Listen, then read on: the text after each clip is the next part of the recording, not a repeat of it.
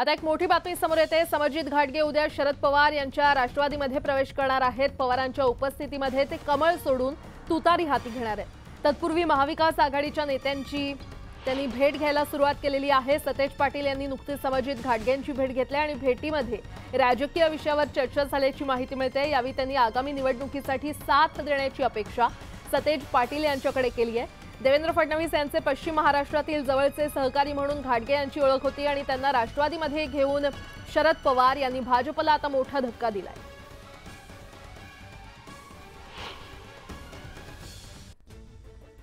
मला मुख्यमंत्री व्हायचं नाही, मला मराठ्यांच्या मुलांना आरक्षण देऊन अधिकारी करायचंय असं वक्तव्य मनोज जरांगे यांनी केलंय। राजगुरुनगरमध्ये ते बोलत होते। राजगुरुनगरमध्ये मोठी सभा घ्यायची असल्याचं देखील त्यांनी म्हटलं। भुसावळमधील बस स्थानकाची मोठी दुरवस्था झाली आहे। बस स्थानकात मोठमोठे खड्डे पडल्याने तलावाचे स्वरूप आलंय, त्यामुळे प्रवाशांचे मोठे हाल होत आहेत। अमरावतीमध्ये राणा दाम्पत्याच्या वतीने लाडक्या बहिणीला समर्पित दहीहंडी स्पर्धेचं आयोजन करण्यात आलं होतं। या दहीहंडीमध्ये अनेक नामवंत सिने कलाकार उपस्थित होते। दहीहंडी स्पर्धेला सिने अभिनेता चंकी पांडे, तुषार कपूर आणि शरद केळकर यांनी हजेरी लावली।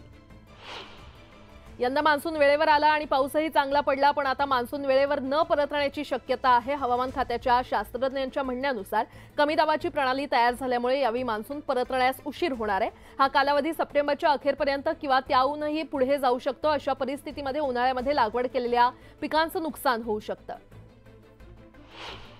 यावर्षी मुगाचे चांगले उत्पादन होतंय। असं असलं तरी मुगाचे दर हे गडगडल्याचं चित्र बाजारात दिसतंय। यावर्षी केंद्र सरकारने मुगाला प्रति क्विंटल 8,682 रुपये दर दिलाय, मात्र बाजारात 6,000 ते 7,000 रुपये प्रति क्विंटल असा दर मिळतोय। टोमॅटोला दरात सध्या चांगलीच घसरण झाल्याचं पाहायला मिळतंय। गेल्या महिन्याच्या तुलनेमध्ये यंदा टोमॅटोला प्रति क्विंटल 2,800 ते 3,500 रुपये भाव मिळतोय। आता क्विंटल मागे टोमॅटोला 1,000 ते 1,500 भाव मिळतोय।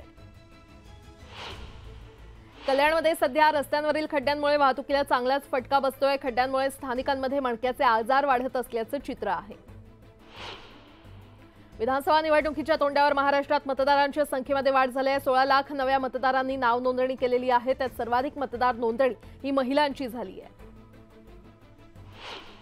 मुंबईमध्ये पावसाचा वेग मंदावल्यापासून शहरात विविध आजारांचं थैमान थांबत नाहीये। शहरात डेंग्यू, मलेरिया, स्वाईन फ्लू आणि चिकनगुनिया तसंच हिपॅटायटिसचे रुग्ण झपाट्याने वाढत आहेत।